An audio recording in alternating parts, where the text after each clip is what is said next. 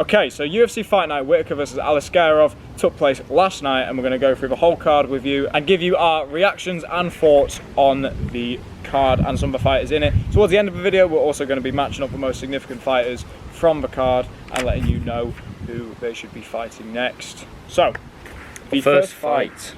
Gadzhiyasulov against Ribeiro. So, what happened in this one? I'll be honest with you, I didn't enjoy this fight whatsoever. No, it was too...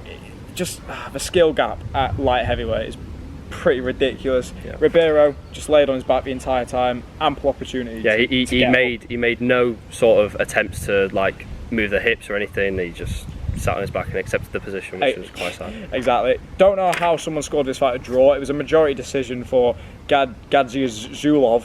It was a majority decision for him, meaning that someone scored the fight as a draw.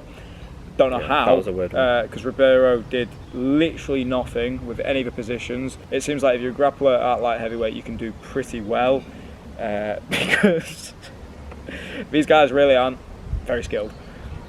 So that fight was a bit of a nothing fight, and to be honest, a lot of the prelims weren't too exciting, except Dalby versus Fakhretdinov, which we'll talk about in a bit. That was a good fight. So next fight up on the card, Gafurov versus Kang. Now, I wanted to touch on this fight, not for the fight itself, because once again the fight was pretty uninteresting. Gafurov won that one. Gafurov's back hair was the number one topic of discussion. The commentators were enjoying it as well. They were having a good laugh. Exactly. What I want to touch on is John Anik encouraging women to slide into his Instagram DMs if they like back hair. Those were his words. They were just talking about how John Anik has a hairy back, and it was a bit of a strange scene. Yeah, that was quite distracting from the commentators, but I don't know what it was a good laugh. I don't know what they were doing last night, to be honest. They were all a bit feral. I don't know why. It might have been the Saudi crowd. They were creating energy because none of the Saudis were. Yeah. By the way, shameful the energy in any of the Saudi arenas, whether in Abu Dhabi, whether in Saudi, just any Middle Eastern country. The atmosphere is absolutely abysmal. Right? We just have a bunch of oil sheiks waddling around in the background like absolute NPCs. None of them. I think it was the Dalby and Fakhretdinov fight. Midway through, you saw just a gaggle of sheiks walking around in the background. I remember the camera zoomed into the crowd, and there was just a guy with AirPods in. Like, what are you doing? Realistically, it's ridiculous. I feel bad for the fighters that they have to just be in a crowd with silence. It's like being in a fucking Apex, really. Yeah. After talking about Gafurov's back hair, we move on to Dalby versus Fakhretdinov. I've written down here on my notes, high-paced first round. It was. These boys came out absolutely swinging. Yep. Dalby was pushing a pace. Mm-hmm. He was getting some joy on the feet, definitely. He was. It was a really entertaining first round, and I remember Dalby showed some really good takedown defense. Mm-hmm. I think Fakhretdinov was in on a single, and there was a point he was lifting his leg up, and Dalby was moving back towards the fence, and he managed to stay on his feet, which was really impressive. Yeah, it was very impressive. But then he did get knocked down in the first. Mm-hmm. Yeah. But managed to work his way back up and end the round on his feet. I think the second round was definitely the swing round. So obviously it was scored as a split decision. Me personally, I would say it was a UD for Fakhretdinov. I think Dalby put up a very good fight, but I wouldn't necessarily say it was enough to warrant one of the judges actually giving him the fight. But round two was definitely the closest round. It was the swing round for sure. But I think 3-0 for Fakhretdinov. Yeah. And but that being said, the performance from Fakhretdinov was really not very good. For such a hyped up prospect, I can really see him getting fraud checked pretty soon. I think he could perhaps make it into like just below the top 10, maybe like the number 12 ranking. He could beat like a Neo Magny. But I think the second he starts getting into the top 10, he's going to have a really hard time, because he was gassing out badly against Dalby. He was cuddling him. Yeah, I've written here on my notes, rewarded for cuddling.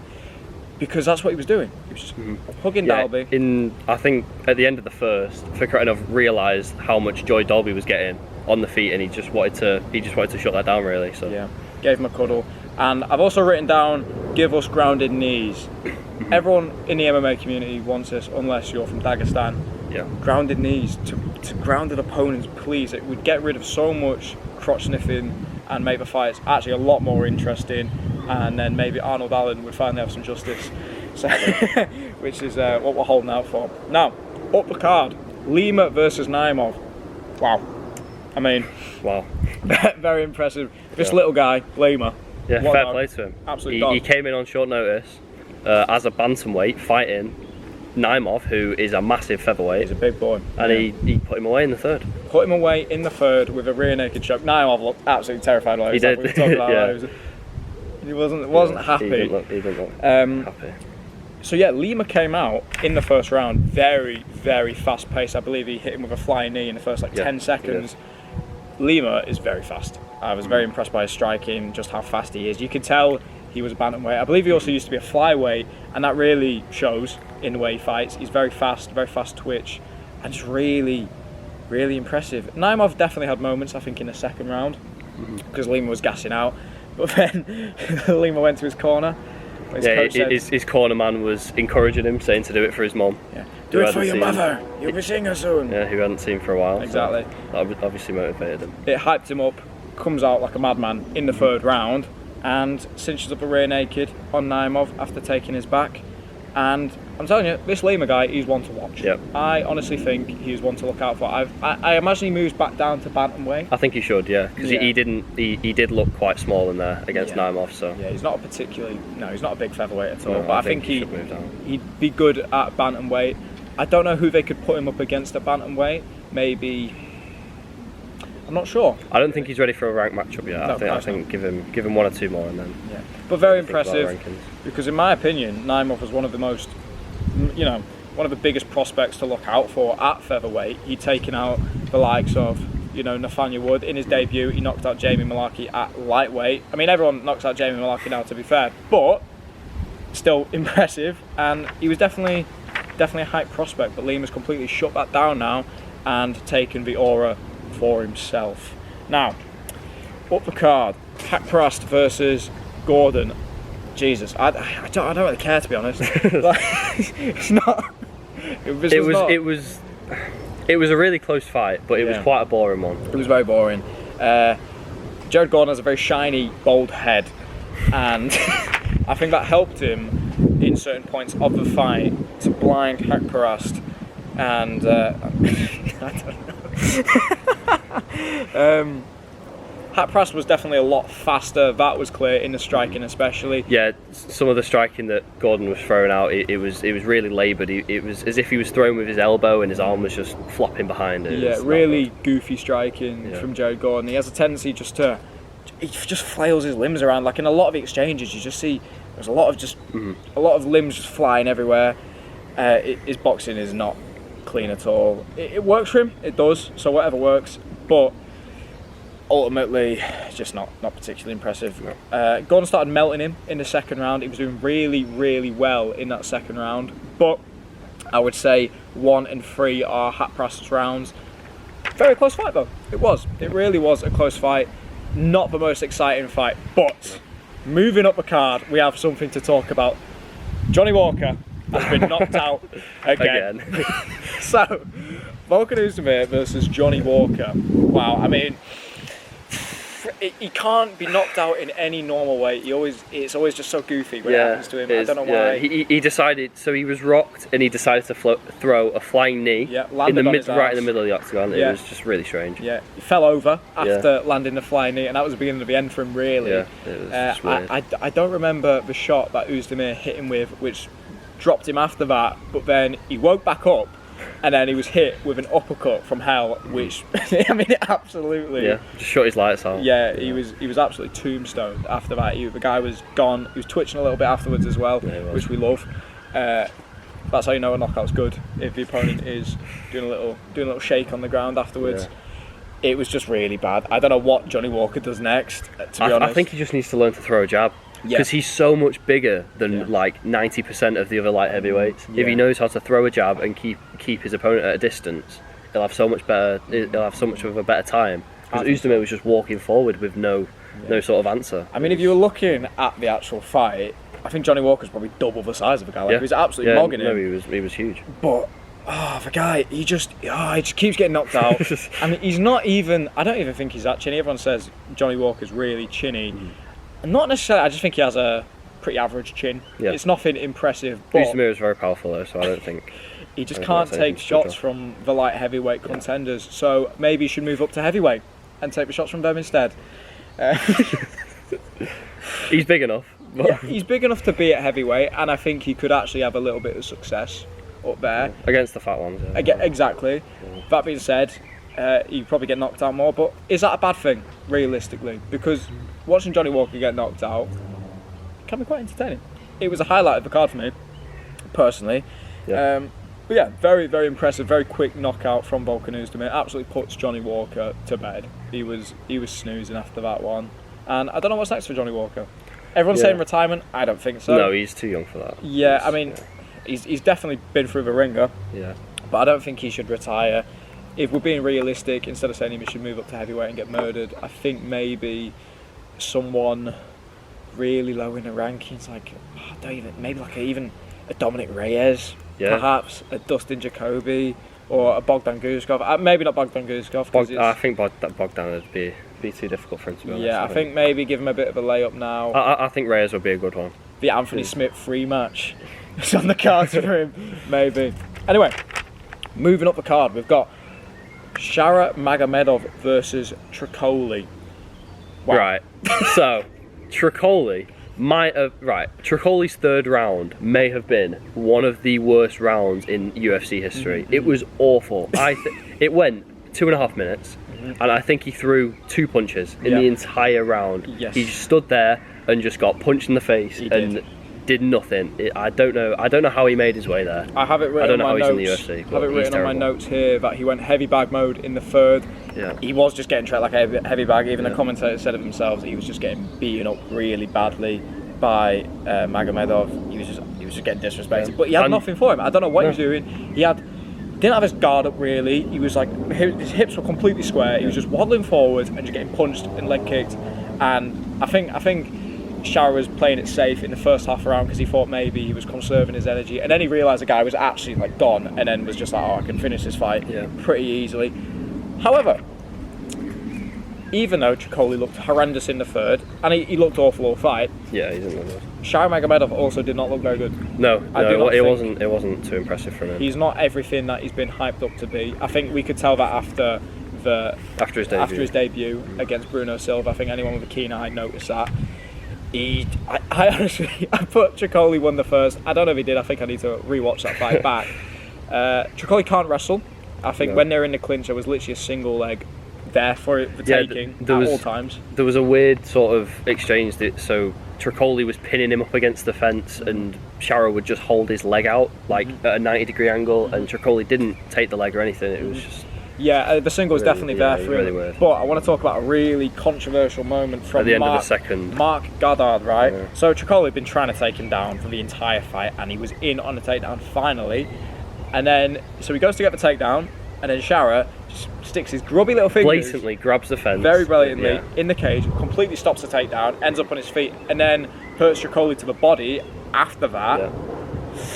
And really bad. Mark Goddard, the referee, he didn't give Trocoli the takedown. He didn't take a point or anything, which is a really, really weird decision for me. But he acknowledged it. He watched it happen. Yeah. He did watch it happen. But I suppose just because Magomedov's from Dagestan, he's a Muslim fighter in a Muslim country. Maybe they get away with it. They do. Yeah.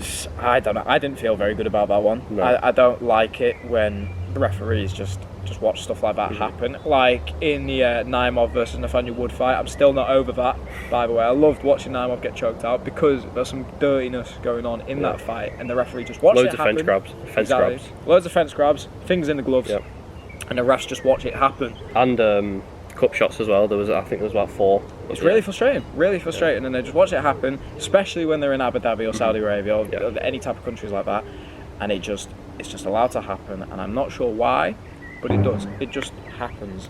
So, really questionable reffing from Mark Goddard there. He's pretty notorious for making some interesting choices. Yeah. What's next for Magomedov?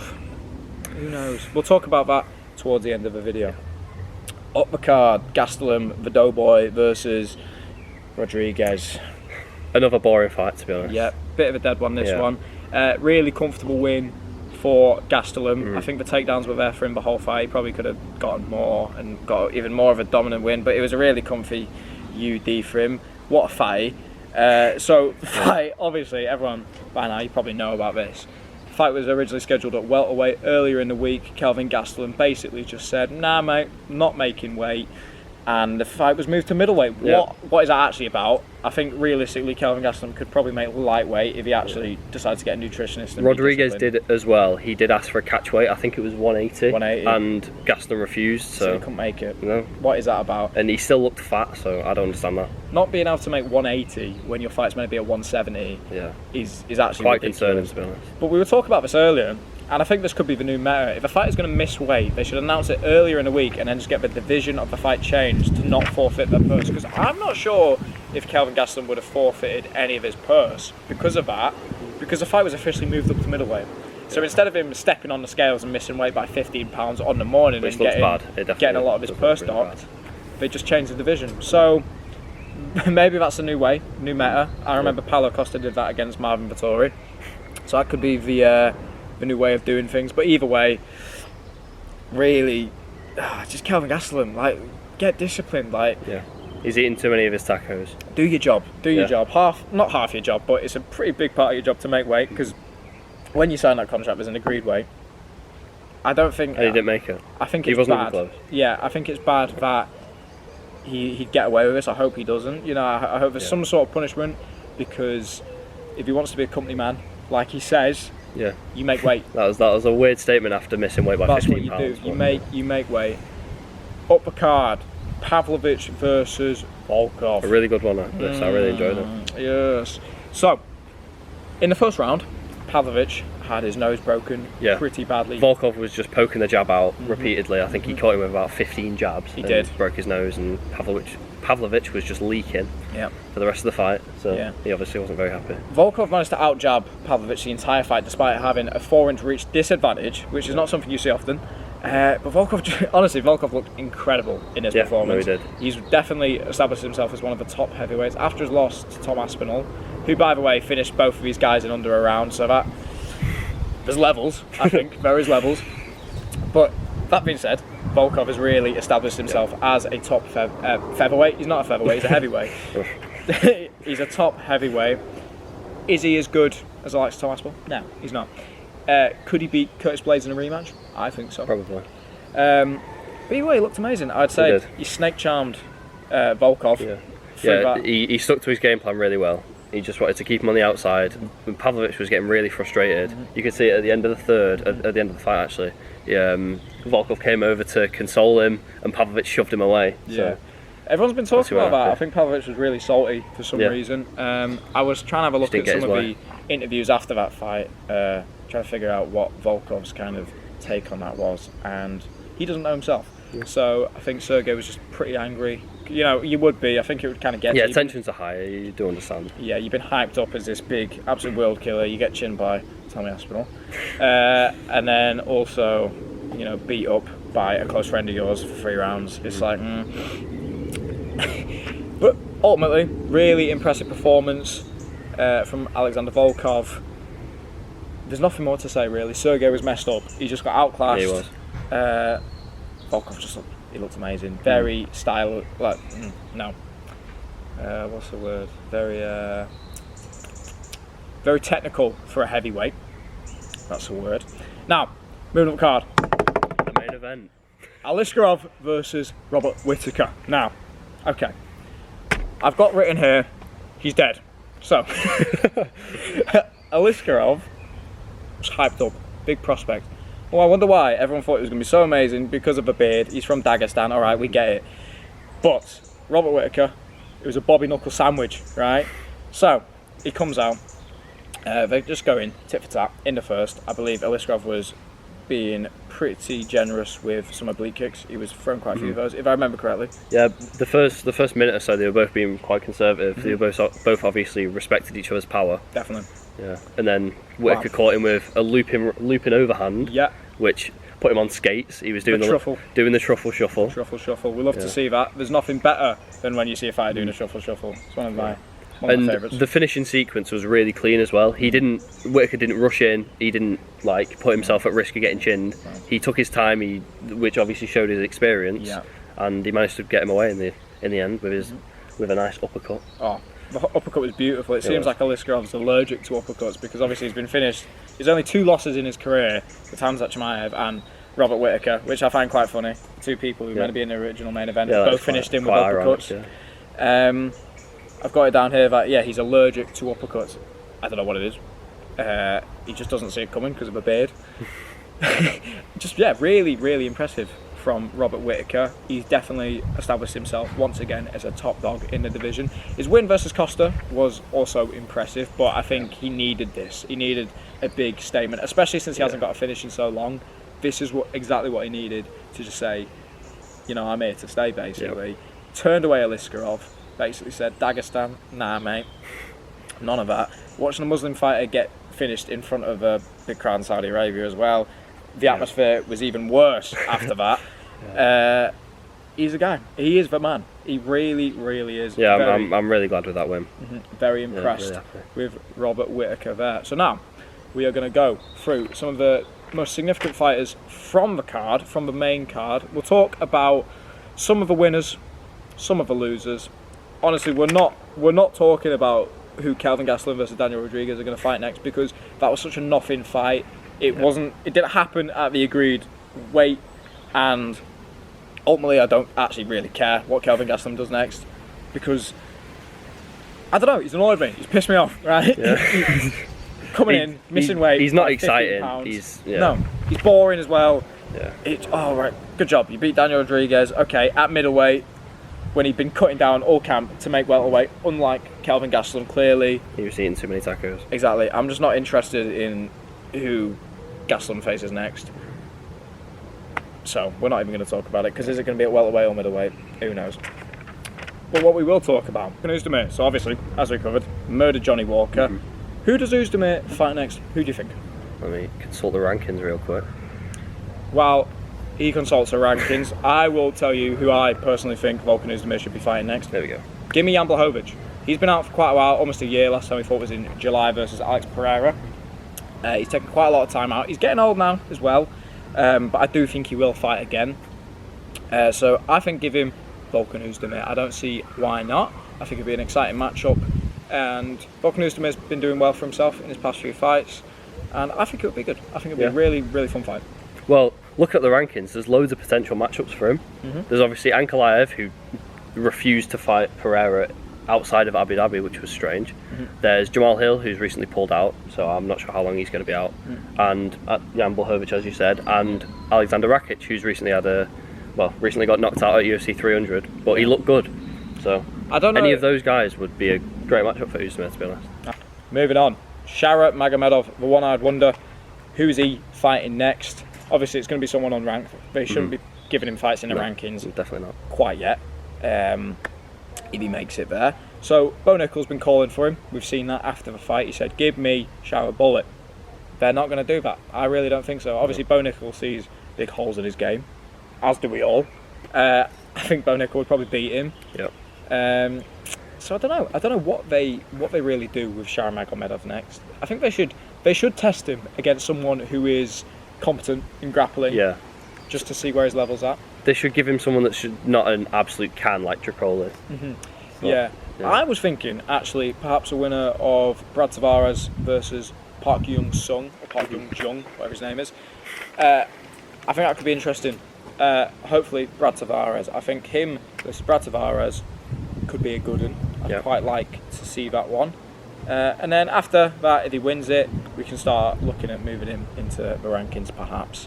Or maybe one more before the rankings. Anyway, moving on. Trocoli, send him to PFL. Get him gone. We've enjoyed your time, Trocoli. Sergey Pavlovich, who should he be fighting next? So obviously, he just got dominated by Volkov. What are they going to do with him? What do you think? It's a difficult one because he's obviously, this fight was coming off a knockout loss. So I think he should be fighting, he definitely should be fighting down the rankings. Maybe in Almeida. That could be good actually, because I could see him beating an Almeida. And I would love to see Almeida lose again, like he did to Blades. I think an uppercut would definitely be there for Pavlovich against Almeida. But I'm not sure. I'm not sure, to be honest. I'm not sure if Almeida deserves that matchup after losing to to blades. He obviously did beat Romanov recently, but I'm not sure that warrants a fight against Pavlovich. No. I think whoever Pavlovich fights next, he'll beat, because we know he beats all the fat heavyweights. So just a layup for him, really. Maybe the winner of Tybura versus Spivak. He'd actually murder both of those guys. Yeah. I really think. Pretty easily. But that's the thing. I think there's now such a big skill gap at the top of heavyweight, which I never thought I'd say, because heavyweights are, pretty generally unskilled. But I think from the number 4 ranking down, I don't think any of the guys in the top 5 are really losing to guys below them. I think it's a very top-heavy division. I think from the top 5 and below, it is just a lot of shitters and fatties who are kind of just in an endless loop of fighting each other. The Jairzinho, Rosenstrikes, Derek Lewis is the title masters of the world. The Romanovs. Yeah, exactly. So they're all just fighting each other. So I'm not sure. Give Pavlovich one of them next and let him knock him out on a pay-per-view. And everyone would enjoy that. Alexander Volkov, what's next for him? There's most of the top contenders are booked up. Except one man. One French man. One baguette enthusiast. We've got Curtis Blades fighting Aspinall, and we've got Stipe fighting Jones. So, which I'm not sure that's even going to happen anymore. Don't get started on that one. That's a video for another day. Yeah, so I think Cyril Gane's the only guy there for him, to be honest. Yeah, it's the only logical one, the Cyril Gane rematch. Yeah. Obviously, Cyril Gane beat him in the main event over 5 rounds. He looked good in that fight, Cyril Gane did, but Volkov seems to have come into his own. With his combed hair, he looks like a different man. Combed hair Volkov, without the stubble, new mythical fighter? Yeah. Perhaps. I think Gane. Will Gane fight him? I don't even know. Probably to be honest. If it's for an interim title, maybe. Gane doesn't like fighting people that aren't fat or Tom obese. Aspinall has the interim title right now. Honestly, I don't know. I hope Gane fights, because now we'll have 2 people at the top of the division holding it up. We've got John Jones, who doesn't want to fight anyone but Stipe, and we got Cyril Gane, who don't want to fight unless it's for a title. So honestly, just I was cutting both or something. Really irritating situation there. But in an ideal world, when Gane's done filming his little French Netflix thing, he should fight Alexander Volkov in the rematch. I'd love to see it. It'll be a banger. Let's talk about the loser of the main event now, Ikram Aliskerov. Who should he fight next? Obviously, he needs to take a big step back after getting absolutely starched by one of the top guys. So he's back to unranked fodder now. I'm thinking rebook him against Andrew Manuz. He was meant to be fighting Andrei Manuz. I think it was last week's co-main event, wasn't it? It was. Yeah, I think that would be it makes sense. A logical one. Yeah. I'd like to see it. Or even maybe Bo Nickel. I don't think Sharon Magomedov should be fighting Bo Nickel, but Ikram Aliskerov. That could be a fun matchup, really could be. I think Aliskerov could win that one, actually. Bo Nickel. He didn't look very impressive versus Cody Brundage, let's be honest. That was a weird fight. I'm not sure. Bo Nickel looked too good. But, The fact that Cody Brundage got out of that first round was a bit of a travesty. Yeah. So, Aliskerov versus either Andrei Muniz or Bo Nickel. Either one of those could be good. Now, Robert Whittaker, the man of the hour. What do we do with him at this point? I think he just waits, to be honest. I think he just sits back, takes a few months off, and waits for it all to settle down. So we've obviously got Dricus against Adesanya in... Is that August? Yes, August. Perth, and then I definitely believe Strickland deserves a shot after that. Next. So he'll fight the winner, and then I think Whittaker's next in line. That makes sense. That's the way of the way the cookie crumbles in middleweight, it seems. Yeah, I do agree with that. Now, hear me out here for a second. We could do something a bit bonkers here. Now, I don't know if either men would take this fight. I think Whittaker would definitely be keen to take this fight. Not sure if Strickland would be, but I propose to you, right? Co-main event, 5-rounder of UFC 305 in Perth. Bit of a quick turnaround for these boys. Actually, about 8-week turnaround. It'd be okay for Strickland. But about an 8-week turnaround. Whittaker took next to no damage in that fight, so he should be okay. That's true. Yeah, actually, I think it'd be completely fine. 5-round, co-main event, UFC 305 in Perth. Whittaker versus Sean Strickland, and obviously that decides a definitive next person for the title, because Strickland thinks he deserves it, Whittaker thinks he deserves it. Alright, let's find out, let him have a scrap, and see what happens. Don't know who takes that fight. It'll be a really good fight. Stylistically, it's actually really interesting. Surprised they've not fought yet. They've both been hanging around at the top for a while. They've been in the same division for about 5 years, and they've neither have fought yet. So quite a while. Yeah. So I think if Whittaker's not waiting, which I don't know if he should, because he's not getting any younger. Like taking about a year out could be quite detrimental. Yeah. So fuck it. Let's make Sean Strickland, Robert Whittaker, 305. That could be really interesting. Yeah. I would be a big fan of that one. So that is UFC Saudi Arabia broken down. We will be back on Thursday for a prediction video for UFC 305. Which very excited. No, 303. Very excited. Yes, UFC. Yeah. Fuck's sake.